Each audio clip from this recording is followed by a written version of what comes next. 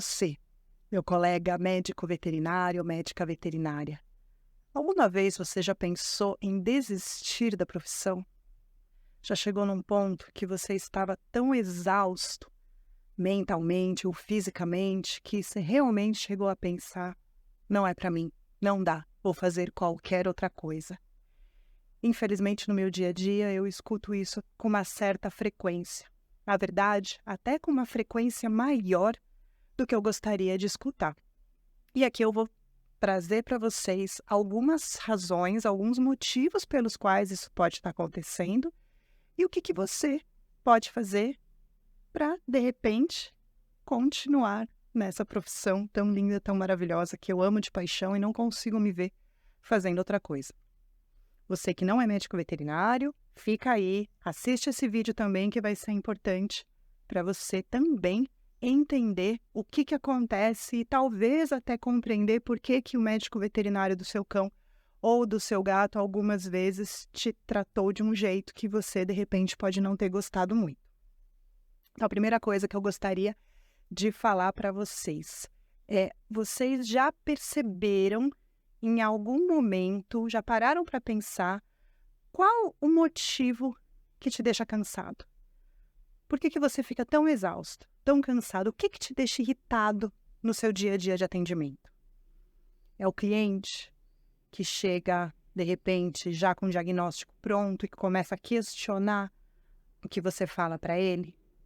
Ou é aquele cliente que não faz os exames que você pediu para fazer e que, de repente, você quer que você resolva o problema do cachorro, mas sem fazer os exames porque ele não quer ou não pode gastar dinheiro com o exame?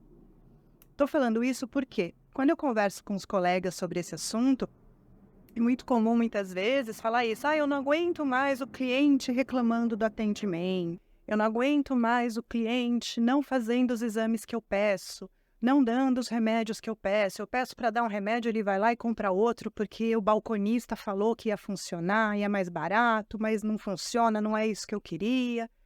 É muito comum eu ouvir os colegas falando isso, porque o cliente isso, o cliente aquilo, os colegas de trabalho aquilo, no outro, fora.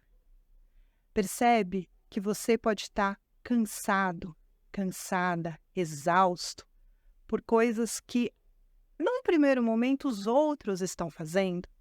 Então, a primeira pergunta que eu traria é: por que você permite que as outras pessoas interfiram na sua vida dessa forma? E quando eu falo isso, só para explicar, eu estou dizendo em relação a uma interferência emocional, tá? Energética. Porque é óbvio, se a gente trabalha com clientes, tem relacionamento com outros veterinários, com outros funcionários, é claro que isso vai interferir na nossa vida, no nosso dia a dia. Agora, o quanto que você permite que isso interfira na sua energia? Deu para perceber a diferença? O quanto você permite que isso mude o seu humor? Temporariamente, você brigou com um funcionário, não foi maltratado por um cliente, claro, a gente fica com raiva, a gente fica irritado, mas isso é temporário. Teoricamente, depois tem que voltar ao normal. O que muitas vezes acontece, e aí agora eu vou trazer de novo a questão do ponto de vista sistêmico, é que a gente, como médico veterinário, médica veterinária, a gente acaba, de uma certa forma, se envolvendo no problema do outro, trazendo para a gente o problema do outro. Então, é o cliente que não fez o exame e que exige, de repente, que a gente resolva a questão daquele cão ou daquele gato sem o exame. De uma certa forma, a gente acaba pegando para a gente essa responsabilidade. Percebe? Imagina assim, imagina que cada cliente que você atende, e aí eu vou falar aqui inicialmente para os colegas clínicos, né, de pequenos animais. Imagina que cada cliente que você atende te traz uma pedrinha. E aí você atende aquele cão, aquele gato, e você pega aquela pedrinha e põe no bolso. Se você atender 10 clientes por dia, você vai voltar para casa com 10 pedrinhas no bolso. Se você fizer isso 5 dias por semana, 6 dias por semana, alguns até 7, quantas pedras você vai ter no seu bolso ao longo de uma semana, ao longo de um mês, ao longo de um ano. Imagina que, eu estou usando essa metáfora, mas é exatamente isso que acontece. A gente acaba, quando permite, carregando todas essas pedras de todos eles. E é lógico que fica cansado. Fisicamente, emocionalmente, é óbvio, não dá para carregar tudo isso. Então, é importante saber essa separação. E isso, muitas vezes, a constelação familiar mostra. Claramente, quando a gente faz uma constelação familiar sobre esse tema, isso mostra claramente o quanto que o médico veterinário está carregando do problema do cliente. E, às vezes, isso não é tão inconsciente assim, tá? Às vezes, o veterinário provoca. E aí eu vou tomar a liberdade de falar, né? Você pode estar falando, como você está louca? Você está dizendo que eu faço isso de propósito? Às vezes faz, sempre sem ter essa percepção. E eu vou te explicar por quê. Eu tenho certeza que você, colega veterinário que está me ouvindo, se você nunca falou essa frase que eu vou falar agora, eu tenho certeza que você já ouviu alguém falando. Porque eu, ao longo dos meus aqui 20 e tantos anos de profissão, já ouvi isso dezenas e dezenas de vezes.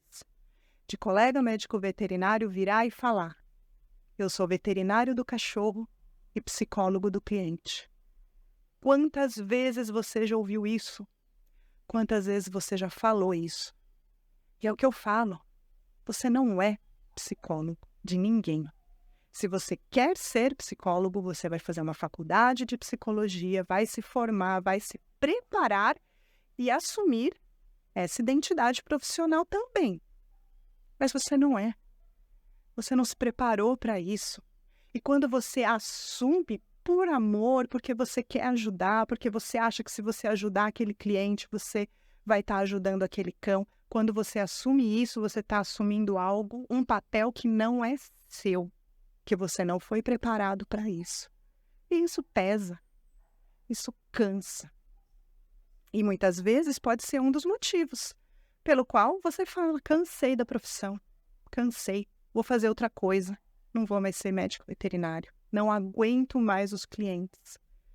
Quando muitas vezes o que você não está aguentando é essa carga energética que você está carregando todo santo dia pelos seus clientes. Vamos combinar uma coisa? Vamos começar a devolver para cada um o que é deles? Olhar para o seu cliente, pode ser mentalmente, não precisa falar, pode ser mentalmente, e falar mesmo assim na sua cabeça: eu fico com o que é meu e eu te devolvo aquilo que te pertence.